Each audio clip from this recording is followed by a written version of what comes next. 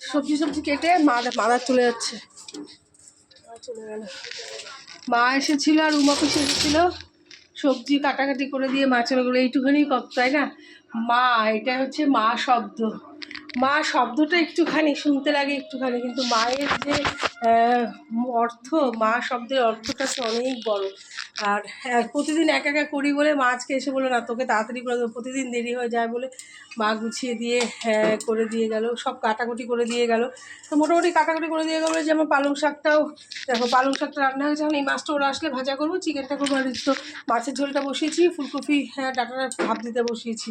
মা করে ঠরে গুছিয়ে দিল। মা আজকে নিরামিষ, মা কিছু খাবে না আমার বাড়িতে, যেহেতু মা নিরামিষ, মঙ্গলবার দিন নিরামিষ খায়। তাও বসে বসে কুটি কুটি করে গুছিয়ে সব সবজি কোথায় প্লাস্টিকে, শীতকালের সবজি, অনেক সবজি আসে ঘরে। আর আমার না হয়ে ওঠে না, এত একা সংসারে থাকলে পরে যা অবস্থা হয় আর কি। কোনোটা ফ্রিজে রাখি, কোনোটা বাইরে থেকে যায়, নষ্ট হয়ে যায় সবজিগুলো। তা মা দুদিন ধরে আসছে, মা কালকেও এসেছিলো। মা বাড়িতে থাকলে, মা এখানে থাকলে আসে, সময় পেলে পরে মা আসে। এটাই তো মিস করি মাকে, চিন্তা করি। মিস করি বলতে মিন্স চিন্তা করি, আমি বসে বসে চিন্তা হয় যেদিন মা থাকবে না, যেতে তো হবেই, কিছু করার নেই। যখন বয়স হচ্ছে সবাইকে, মানুষ কেউ চিরস্থায়ী নয়। কিন্তু এখন থেকেই না সেই ভয়টা, সেই কষ্টটা আমার মধ্যে হয় যে যেদিন মা থাকবে না সেদিন আমাকে কে করবে। মা না থাকলে খোঁজ নেওয়ার কেউ থাকে না। মা হচ্ছে এমনই এক শব্দটা, মা এক অক্ষরের, কিন্তু মায়ের ভালোবাসা, মায়ের অবদান জীবনে অনেক অনেক বড়। তো মা না থাকলে কিছুই না। মা যেদিন না থাকবে সেদিন আমার কি অবস্থা হবে, তাই চিন্তা করি সুখে দুঃখে। মা কাছাকাছি বাড়ি বলে হট করে দৌড়ে চলে এসে যে আমার কোনটা ভালো হবে, কোনটা করলে আমি তাড়াতাড়ি হবে।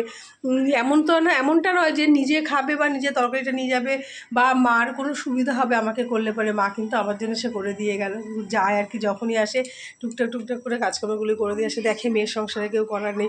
যাই হোক, চিন্তা করলে না চোখে জল এসে পড়ে। যেদিন মা থাকবে, আমার মনে হয় আমি ভগবানের কাছে সবসময় প্রার্থনা করি যে আমার মা যাওয়ার আগে যেন আমি চলে যেতে পারি, কারণ আমি নিতে পারবো না।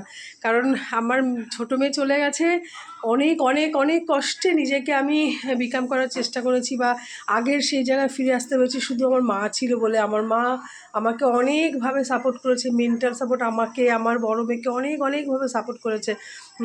আর এখন তো মেয়েরও বিয়ে হয়ে গেছে, তাই ঘরটা ফাঁকা লাগে, কিন্তু মা আসে বলে না তা থাকে। মা যখন না থাকে এখানে, তখন মনে হয় যে মা নেই, খুব ফাঁকা ফাঁকা মিস করি। মা এসে সন্ধ্যেবেলাটা, বিকেলবেলাটা হলে পরে মা আসে, একটু কফি চা মায়ের সাথে বসে আমার খাওয়া হয়। সকালবেলাটা মা যতবেলা করেই আসুক বাসা থাকো, একদিন যেন মা দুপুরবেলা না আসলে মনে হয় মা আসলো না।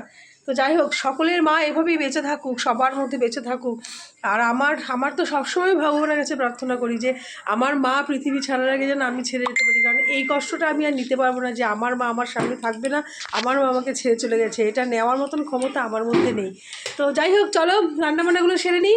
রান্না করতে করতে একটু ঘরটা একটু মুছছি, বসে কাজের দিদিতে মুছে দিয়ে গেছে, কিন্তু সবজিটা কাটার পর নোংরা হয়ে যায়।